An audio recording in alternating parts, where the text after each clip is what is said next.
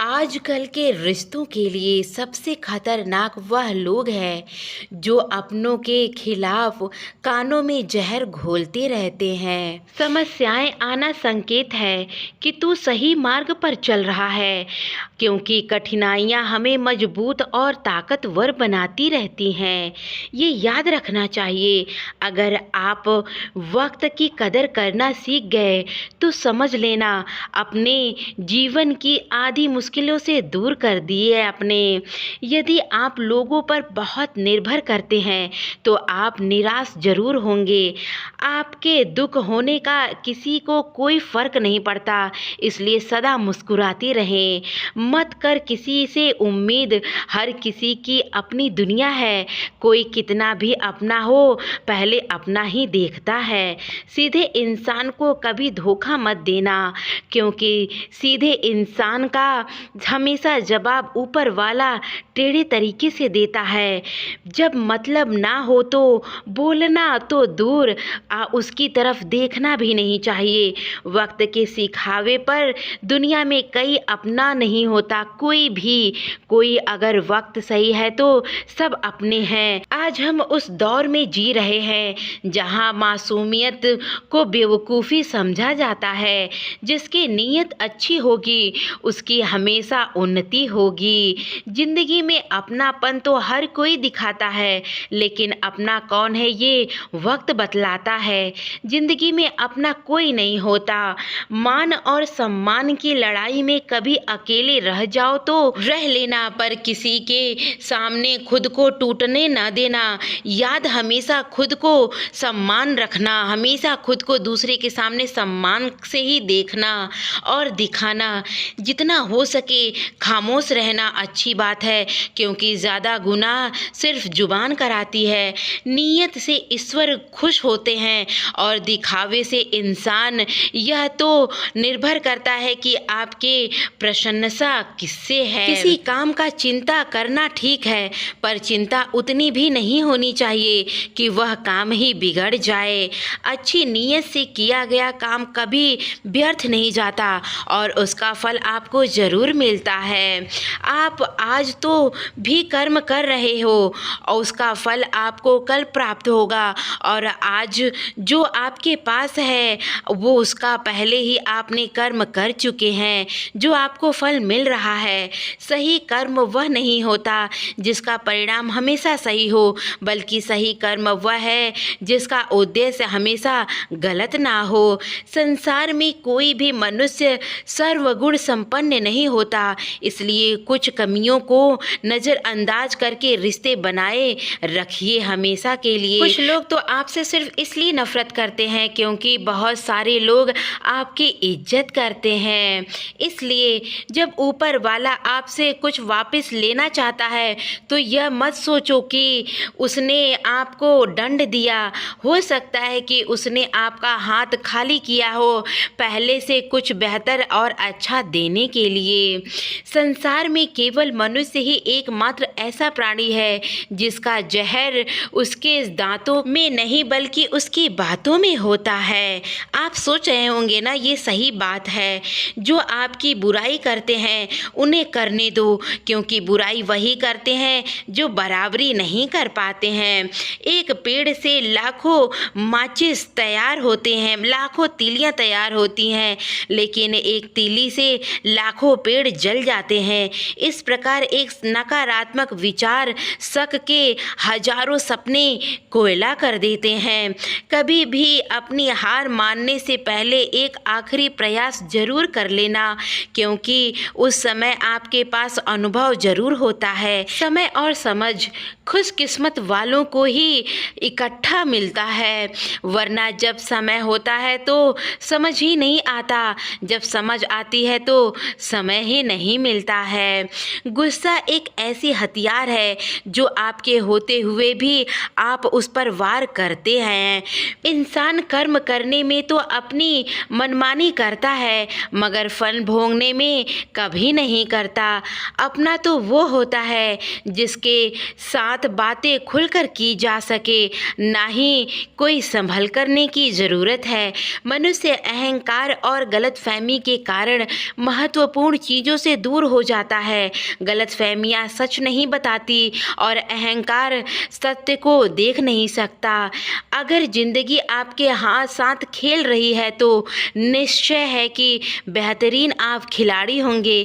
ज़िंदगी एक काम है, ठोकर मारना, बेहतर बनाना, निखारना ये आप पर निर्भर करता है। एक बार एक लड़का अपने जीवन से काफ़ी परेशान था, क्योंकि उसके पास ना कोई काम था, ना ही बात करने वाला कोई था मित्र, ना ही उसका कोई परिवार था। वो हमेशा काफ़ी दुखी रहता था। एक दिन उसे पता चला कि बाजू वाले गांव में एक बहुत ही बड़ा महात्मा आए हैं।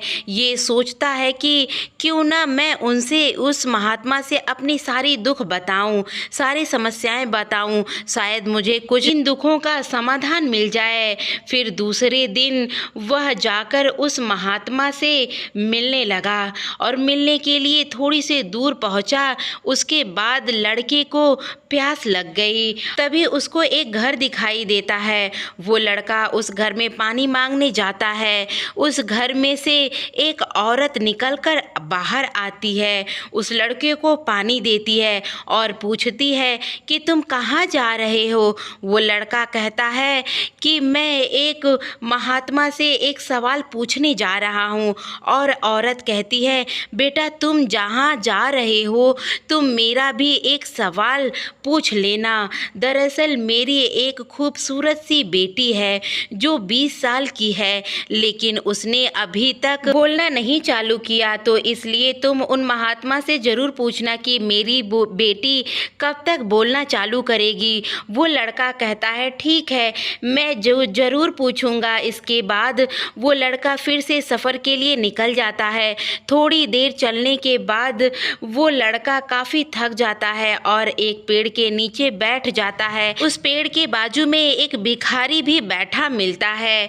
वो भिखारी उस लड़के से पूछता है कि तुम कहाँ जा रहे हो। वो लड़का फिर से कहता है कि मैं एक महात्मा के पास जा रहा हूँ, बाजू में गांव में महात्मा आए हैं, उनसे मैं एक सवाल पूछने जा रहा हूँ। तभी भिखारी ने उस लड़के से कहा कि तुम मेरा भी एक सवाल उस महात्मा से ज़रूर पूछ लोगे।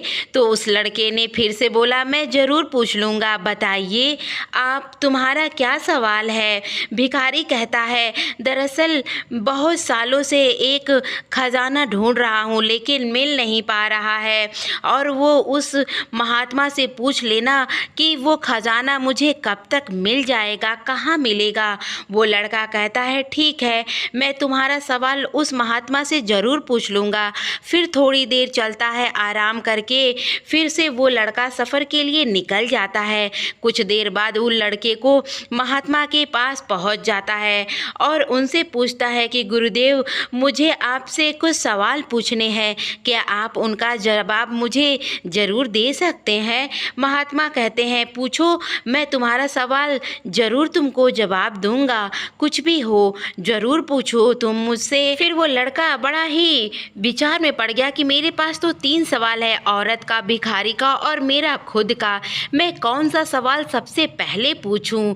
फिर उस औरत और भिखारी के सवाल मुझे कई ज़्यादा आवश्यक लगता है, मैं उन लोगों का सबसे पहले सवाल पूछता हूँ। वह लड़का महात्मा से कहता है, बाबा मुझे आते वक्त एक औरत ने सवाल पूछा था, बोला कि उनकी एक लड़की है सुंदर सी, 20 साल की है, लेकिन वो अभी तक नहीं बोल पा रही है, नहीं सीख पा रही है बोलना, वो कब चालू करेगी। और एक भिखारी कई सालों से एक खजाना ढूंढ रहा है, वह खजाना कहाँ पर है, उसे कैसे मिलेगा।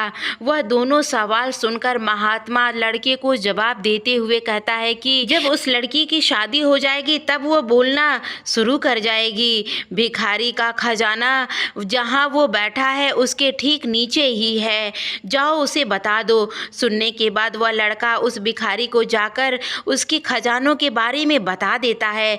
भिखारी उस जगह होता है और खजाना फिर से लड़के को भिखारी के पास जाकर बताने के बाद वह भिखारी फिर से खजाना ढूंढने लगता है और उस लड़की की शादी हो जाती है और वो लड़की फिर से बोलने भी लगती है और फिर उसके बाद लेकिन वो जो शादी हुआ था वो लड़के का शादी उस लड़की से होगा तभी वो बोलना शुरू करेगी। फिर वो लड़का सोच में पड़ गया कि मैं क्या करूं, मेरे पास तो कुछ भी ऐसा नहीं है कि मैं जो है इस लड़की से शादी कर लूं।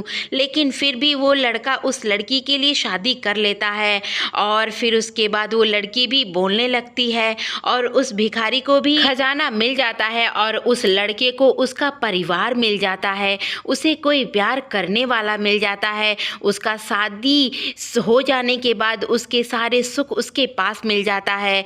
तब वो लड़का सोच में पड़ता है कि सभी लोगों को एक न एक दिन ज़रूर सब कुछ मिलेगा जो वो चाहेंगे। तो दोस्तों इस कहानी से सिर्फ यही सीख मिलती है कि आप निस्वार्थ भाव से अपना कर्म कीजिए, फल की चिंता बिल्कुल मत कीजिए क्योंकि फल ऊपर वाला आपको ज़रूर देगा। तो मिलते हैं इसी तरीके की अगली वीडियो में, तब तक के लिए जय श्री कृष्णा, राधे राधे दोस्तों, नमस्ते।